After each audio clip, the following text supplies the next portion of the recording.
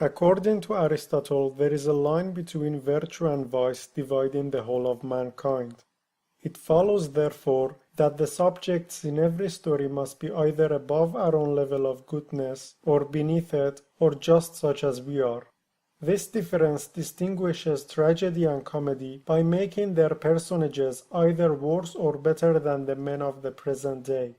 As tragedy and comedy appeared in the field, those naturally drawn to the one line of poetry became writers of comedies instead of iambs, and those naturally drawn to the other, writers of tragedies instead of epics, because these new modes of art were grander and of more esteem than the old.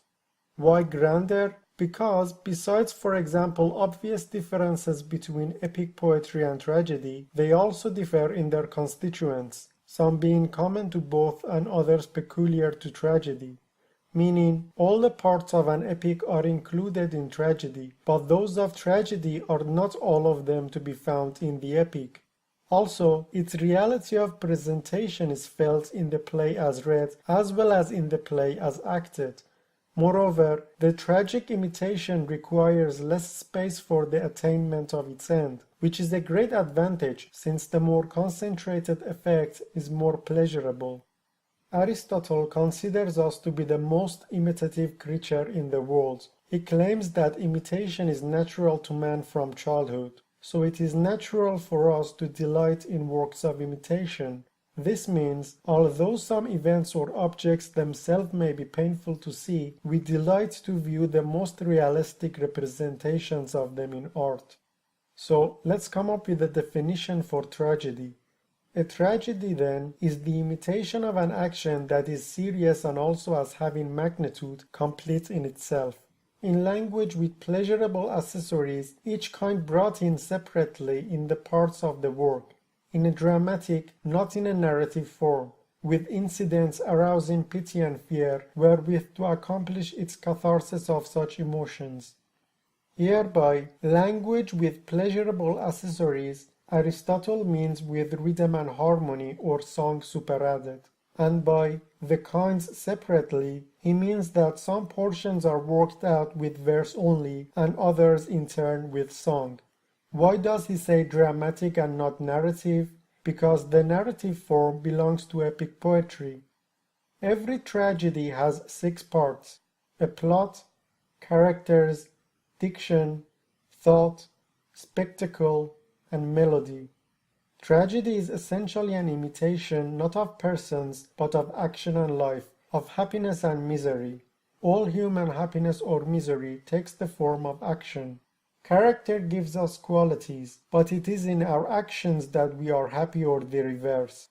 So it is the action, that is to say, it is the fable or the plot that is the end and purpose of the tragedy.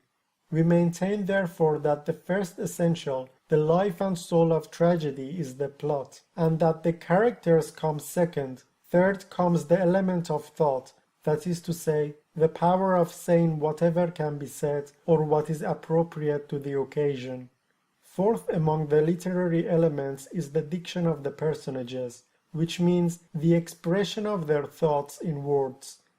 As for the 2 remaining parts, the melody is the greatest of the pleasurable accessories in tragedy.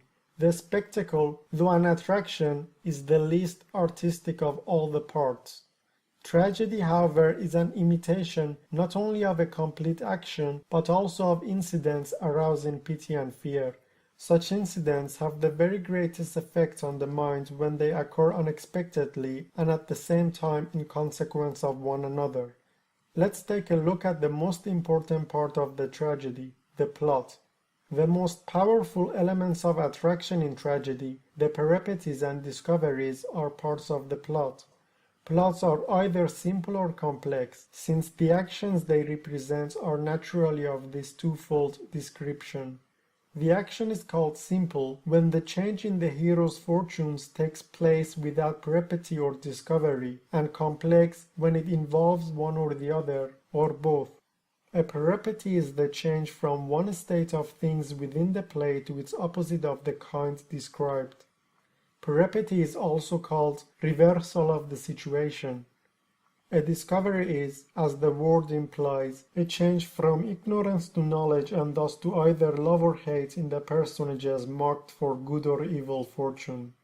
Besides peripety and discovery, there is also a third important part, suffering, which we may define as an action of a destructive or painful nature, such as murders on stage, tortures, woundings, and the like. The tragic pleasure is that of pity and fear and needs to be produced by a work of imitation. The tragic fear and pity may be aroused by the spectacle, but they may also be aroused by the very structure and incidents of the play. The plot, in fact, should be so framed that, even without seeing the things take place, he who simply hears the account of them shall be filled with horror and pity at the incidents, which is just the effect that the mere recital of the story in Oedipus would have on one. In fact, to produce this same effect by means of the spectacle is less artistic.